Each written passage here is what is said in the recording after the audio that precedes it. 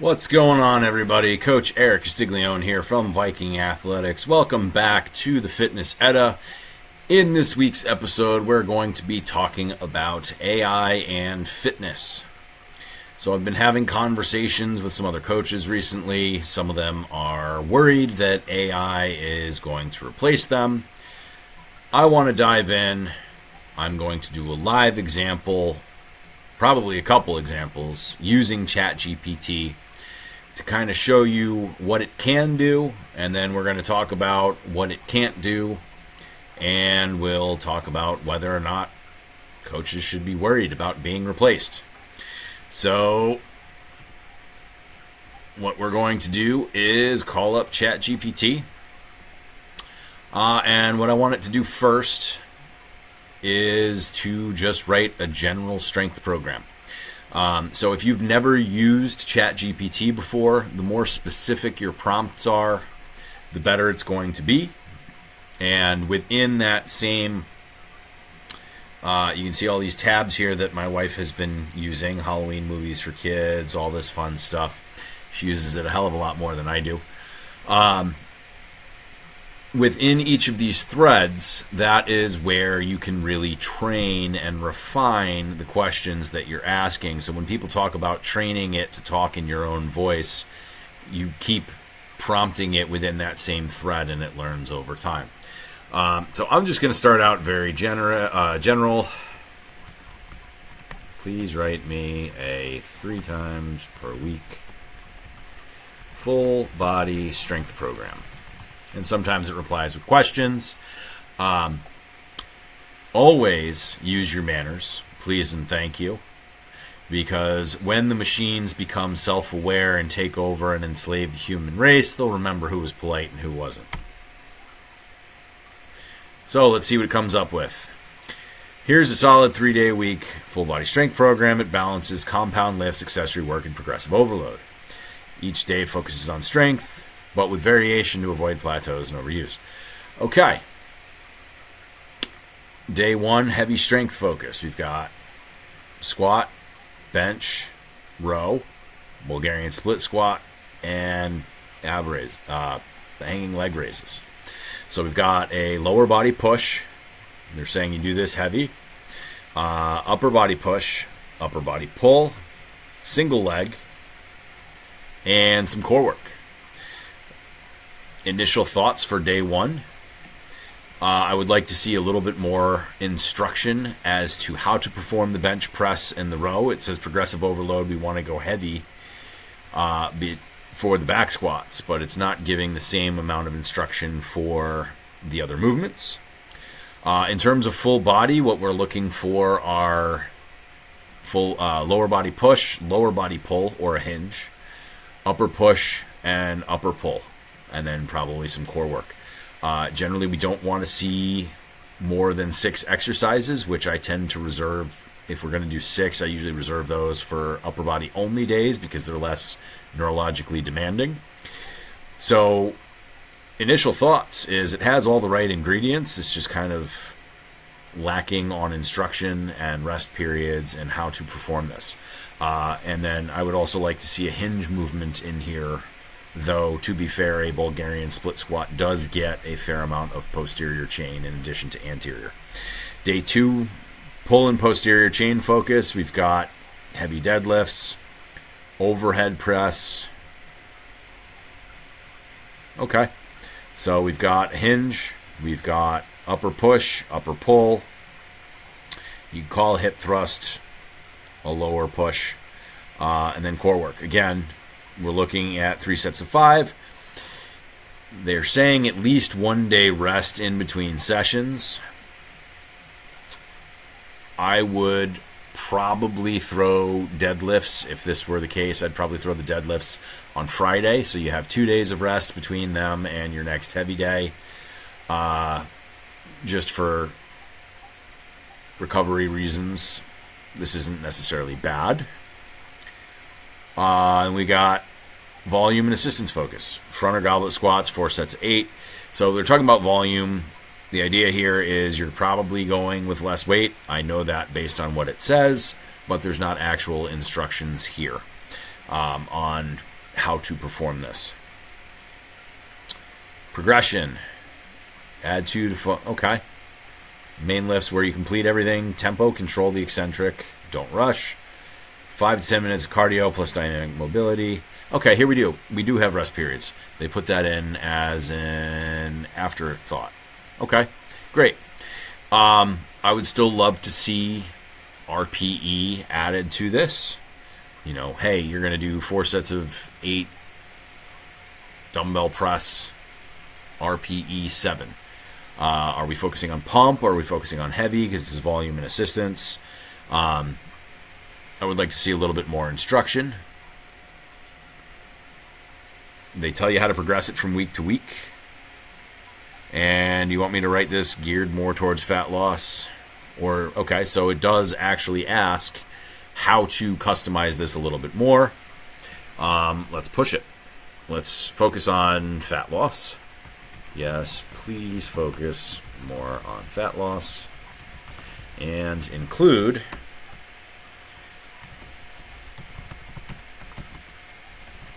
recommended effort for each set using let's say each exercise.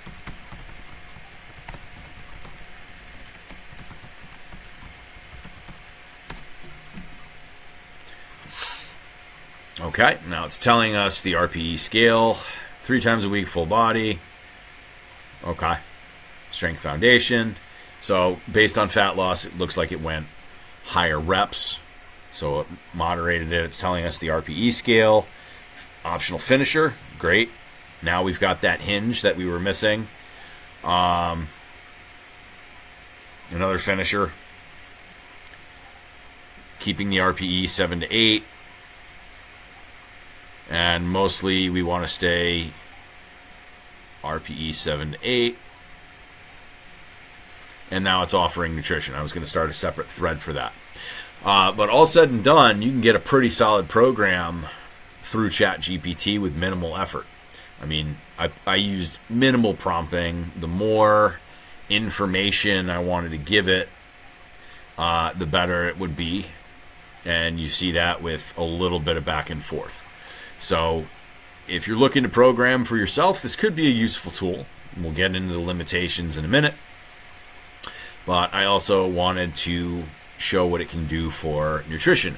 I have previously shown people how simple it can be to eat on a budget with quick meals. And I think I put together an Instagram reel for this. I put myself on 1,500 calories a day. And I asked for a meal plan that I could eat basically 4 days worth of food. And my shopping list wound up being $70, and it took an hour of prep time, and I had 4 days worth of food, breakfast, lunch, and dinner, and 1,500 calories a day. So very, very useful for nutrition. Let's use me as an example. I would like, or would be nice, please generate a meal plan and shopping list for me. I am 230 pounds and would like to cut to 200 pounds. I'm not giving it a time frame. I'm not telling it anything other than my start and my goal. And let's see what it comes up with. Moderate deficit. Okay. Yep. Again, macro calculations, there's various ways to calculate it. There's various macro tweaks that you can set things to. This is giving a sample 7-day meal plan, aiming for a moderate caloric deficit to preserve muscle. We've got some meals here.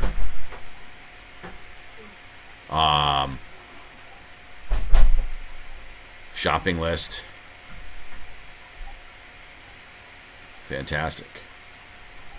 Miscellaneous. Now you can daily prep and batch cook. Of course, still using our manners. 2 big sessions, Sunday and midweek. That's perfect. That's what we generally recommend for people for 4 days worth. Assembly, time breakdown. It's fantastic. and we could go further and create portioning guide with exact weights. You get the general idea here. So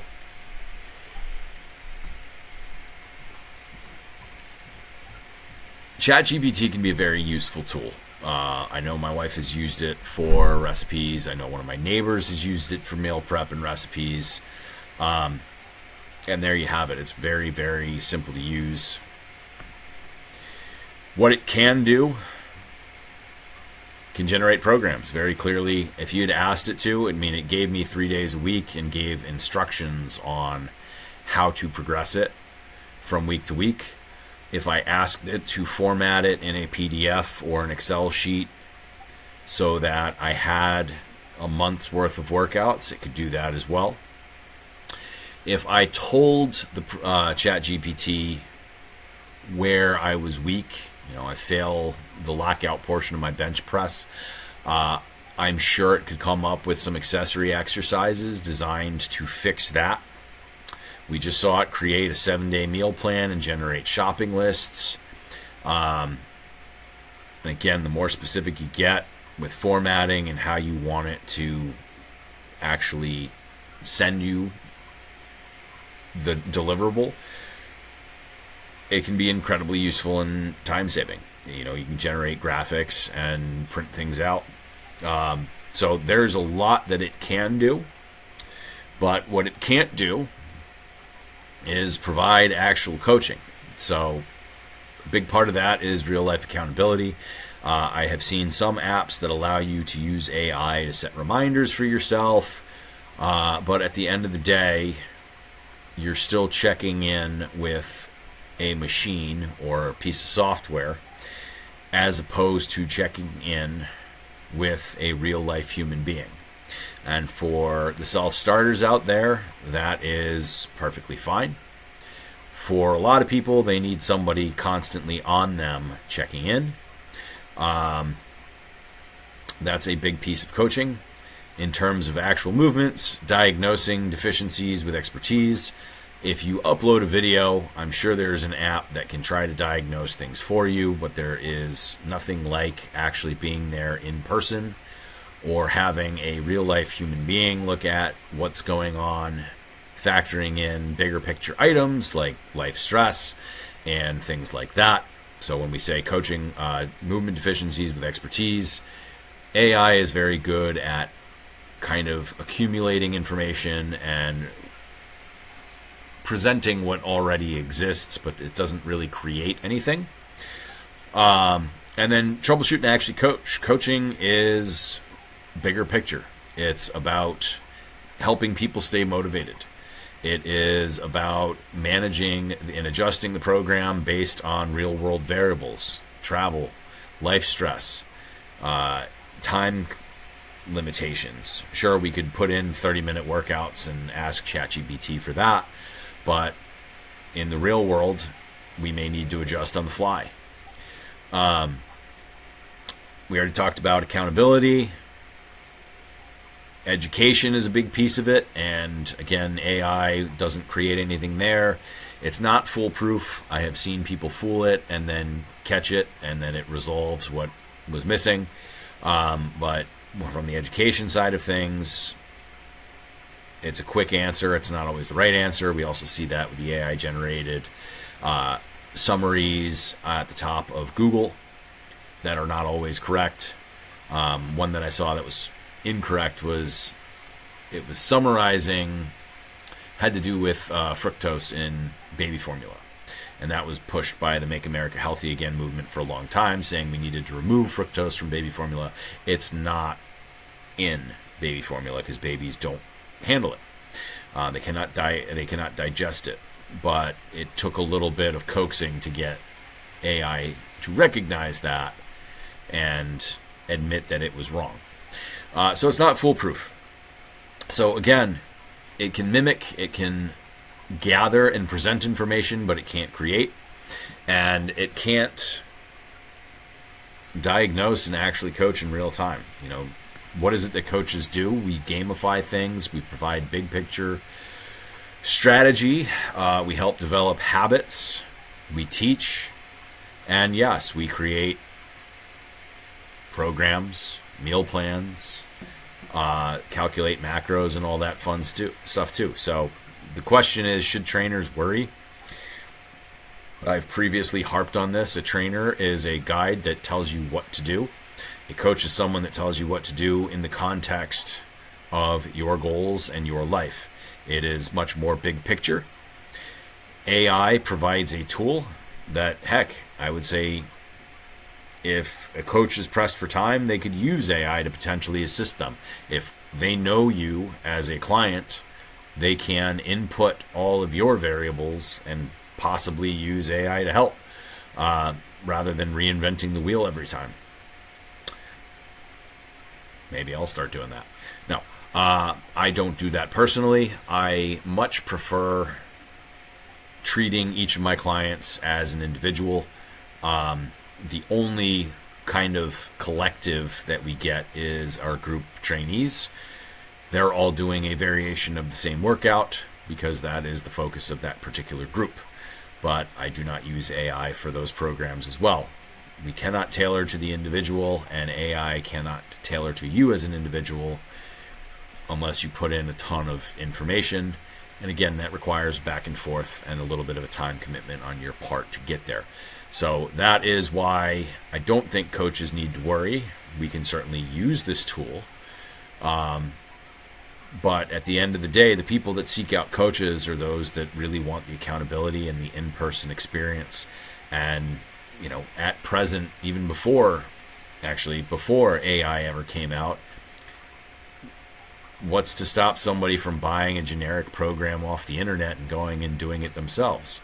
Nothing. They're going to go do that anyway. That's significantly cheaper than working with a coach.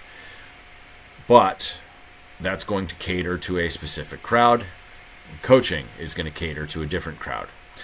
AI will not replace coaches. It could replace those done-for-you programs that you buy off the internet, because now you can ask ChatGPT to create a free one for you. So bottom line is, it's a useful tool, but it doesn't change the current situation. People that want coaching are going to pay for coaches. People that are just looking for a program or something to follow because they're very motivated on their own, they now have another tool that they can use to find it. But it doesn't change the game. In any case, I'm not worried. You shouldn't be either. I think it can be immensely beneficial. It is a fun tool to play with. Highly recommend you try it. I mean, if you can't beat them, join them at this point, right? We're so screwed when they take over the planet anyway. Might as well get some reps in being polite. In any case, I hope that helps. I do get the question, what can AI do? We just went through a very, very quick example, and nothing has changed. People that need coaches are still going to find coaches they click with. Everyone's got different personalities, and AI does not replace the most important pieces of coaching. So, until next time, if you enjoyed this content, give us a like, give us a subscribe. Let us know what you think in the comments. And if you have any topics that you would like to see us cover, let me know. We'll catch you next time.